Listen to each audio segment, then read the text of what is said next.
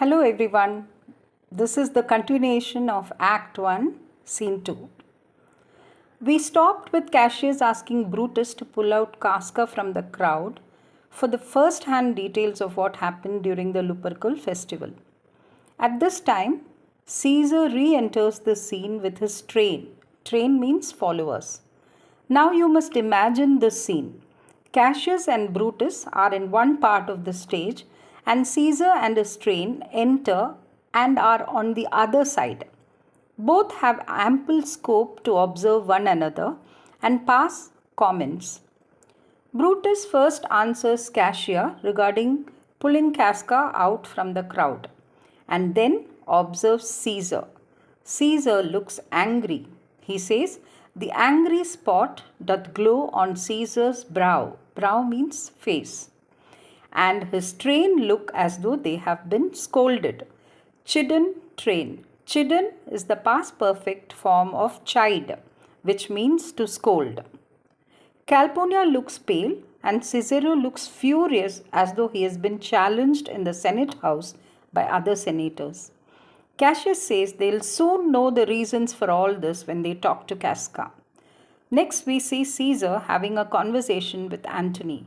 Obviously, Caesar has caught sight of Cassius and is uncomfortable about his body language. Caesar is wary of Cassius because he has a lean and hungry look and thinks too much. Such men are dangerous, he says. He wants fat, contented men to be around him, those who are well groomed, sleek-headed means well-combed hair, and those who sleep at night. He feels safe around such men, he says. Antony replies that there is nothing to fear about Cassius and he is a good-natured Roman. Perhaps this is said only to comfort Caesar. But Caesar has enough reasons to suspect Cassius. He quickly says that he is not afraid of him, but if he were to fear somebody, it will be Cassius. His reasons are, he reads too much. Maybe reads a lot of books which shape his political theories. He is a great observer.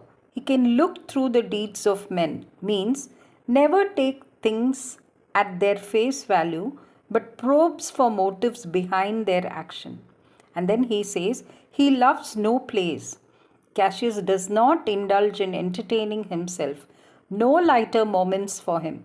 So he is all the time serious and has serious plots.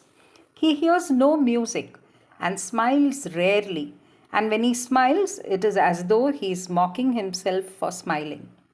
Caesar makes a correct observation of Cassius. Such men as Cassius are never at ease when they see somebody greater than themselves. That is why they are dangerous. Caesar then says that he knows what dangers are there from people like Cassius. For always I am Caesar. He means that he knows who is a friend and who requires some careful handling. He wants Antony to give his views, so asks Antony to come to his right side as his left ear is deaf. Now the focus shifts to Cassius, Brutus and Casca. Casca demands why he was pulled out from the crowd. Brutus asks him what happened that has upset Caesar and coaxes Casca to give all the details. Casca says Antony offered the crown to Caesar 3 times and Caesar refused it and the crowd hooted and cheered. It was all for fun and Mark Antony offered a coronet as though it was a crown, and according to Casca, Caesar pushed away the coronet very reluctantly. Actually, he wanted it but pretended not to want it. And the 3rd time it was refused by Caesar, the rabblement hooted, clapped their chapped hands, and threw their sweaty nightcaps and uttered such a deal of stinking breath because Caesar refused the crown that it choked Caesar and he fell down. He means the air was smelly and Caesar fainted due to lack of fresh air and had the fits. Brutus says that Caesar suffers from this falling sickness immediately. Cassius says Caesar doesn't have it, but we, the Romans, have it. He means ready to fall at Caesar's feet. That is, they are all so ready to be Caesar's slaves. Casca further says that when Caesar realizes the crowd was happy that he hadn't accepted the crown, he loosens his doublet and offers his throat to be cut and begs forgiveness from the crowd if he has done anything wrong. A few women were too ready to forgive him, and this whole incident of the crown has upset Caesar, says Casca. Cassius asks if Cicero spoke. Casca says he did, but in Greek. So Casca didn't understand. But those who did smiled and shook their heads.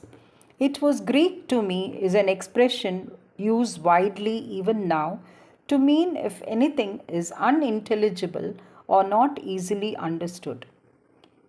Then we hear an important news that Marullus and Flavius are punished for pulling down decorations. With a promise of meeting them for dinner the next day, Casca leaves. Brutus is not impressed by Casca, but Cassius says he just appears to be dull and stupid, but is very skillful in executing an order or plan. We see that later in the play.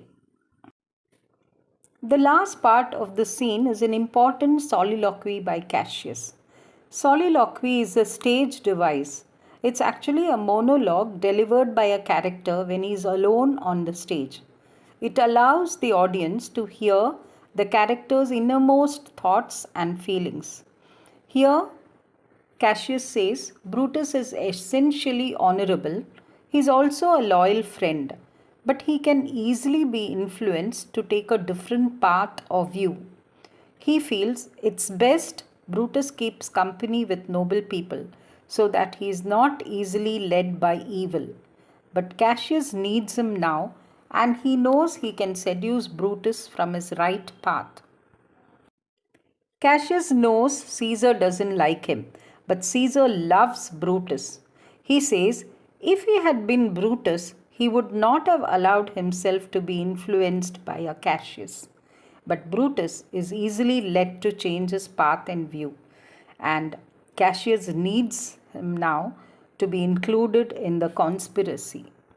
So, to further convince Brutus that he is looked upon by the noble men of Rome to save Rome from Caesar's tyranny, he says he plans to write a few notes in different handwritings and throw a few at Brutus' window and place a few where Brutus is bound to see them, so that Brutus is aware of Caesar's ambition and the need to do something about it.